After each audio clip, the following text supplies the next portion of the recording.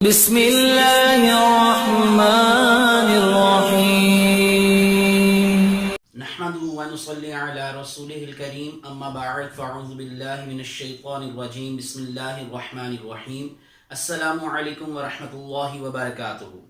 عربی کے 29 حروف اور 17 مخارج میں سے ہم ابھی تک 16 مخارج کو سٹڈی کر چکے ہیں، تو اس کا مطلب پھر آج ہم لوگ آخری مخرج 17 نمبر مخرج انشاءاللہ اس کا مطالعہ کریں گے اور اس کی مثالوں کو بھی انشاءاللہ ساتھ ہی سٹڈی کریں گے۔ اس سے پہلے جو ہم لوگ 16 مخارج سٹڈی کر چکے ہیں، میں مختصر ان کا تھوڑا سا ایک تعارف دوبارہ سے دوں گا تاکہ جو نیو سبسکرائبر ہیں ان کو تھوڑا سا دوبارہ سے پتہ چل جائے۔ لیکن میری ان سے درخواست ہے کہ آپ لوگ جو پرانے لیسن ہیں اور جو شروع سے مخرج نمبر 1 سے لے کر جو مخرج نمبر 16 تک ہم لوگوں نے سٹڈی کیے ہیں ان کے لیسن کو ضرور دوبارہ سے دیکھیں۔ مخرج ہمارا جو پہلا مخرج تھا جی اس کو ہم جوف کا مخرج کہتے ہیں، جس میں سے حروف مد ادا ہوتے ہیں۔ جوف کہتے ہیں جو کہ منہ کا اندر کا خالی حصہ ہوتا ہے۔ اس کے بعد ہم لوگوں نے جو حلق کا مخرج تھا اس سے حروف حلقی ان کو سٹڈی کیا تھا، جس میں ہم نے 6 حروف کو سٹڈی کیا تھا۔ اس کے بعد ہم لوگوں نے زبان کا مخرج سٹڈی کیا تھا، جس میں سے تقریباً 17 حروف ادا ہوتے ہیں۔ اس کے بعد ہم لوگوں نے جو ریسنٹلی ہماری لاسٹ ویڈیو تھی اس میں ہم لوگوں نے ہونٹ کا مخرج یعنی کہ جس کو ہم نے شفتین کہا تھا، حروف شفویہ، اس کو سٹڈی کیا۔ تو آج ہم لوگ جی آخری جو ہمارا مخرج ہے مخرج نمبر 17 اس کو ہم سٹڈی کریں گے، جس کو ہم خیشوم کہتے ہیں۔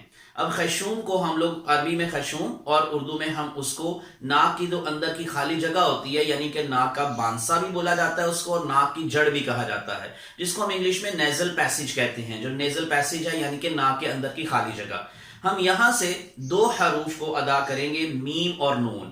حالانکہ یہ میم اور نون کے جو حروف ہیں ہم ان کا مخرج پہلے ہی زبان کے مخرج میں سٹڈی کر چکے ہیں، اور میم کو بھی ہم نے ریسنٹلی جو ہونٹ کا مخرج ہے اس میں سٹڈی کیا ہے۔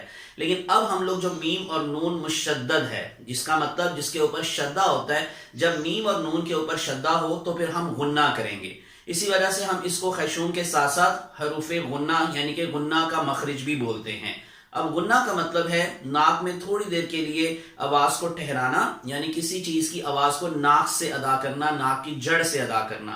تو ابھی میں جب اس کو انشاءاللہ مثالوں میں بھی آپ لوگوں کو بتاؤں گا تو یہ مزید بات کلیئر ہو جائے گی۔ نون کے اوپر جب شد ہوگا اور میم کے اوپر جب شد ہوگا تو پھر ہم ان کو غنہ کر کے ادا کریں گے، ناک کے اندر سے آواز نکال کر اس کو ادا کریں گے۔ تو اب آپ کچھ مثالیں دیکھیں جس سے آپ لوگوں کو یہ مخرج تھوڑا سا مزید کلیئر ہو جائے گا۔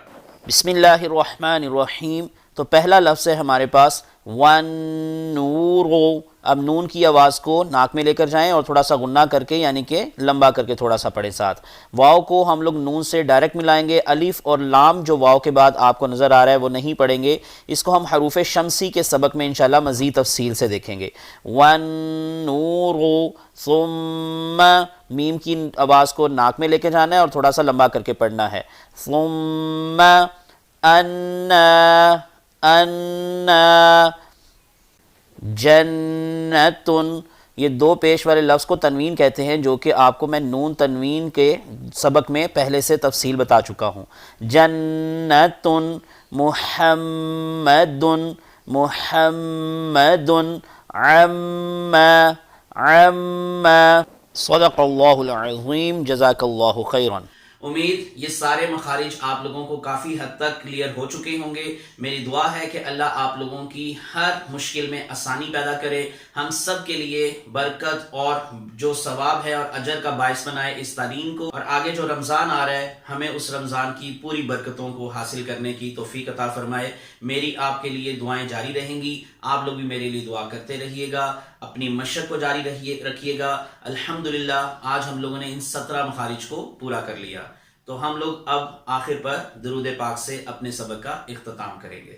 صلی اللہ علی محمد صلی اللہ علیہ وسلم، سلام اس پر کہ جس نے بے کسوں کی دستگیری کی، سلام اس پر کہ جس نے بادشاہی میں فقیری کی، سلام اس پر کہ جس کے گھر میں چاندی تھی نہ سونا تھا، سلام اس پر کہ ٹوٹا بوریا جس کا بچھونا تھا، سلام آمینہ کے لا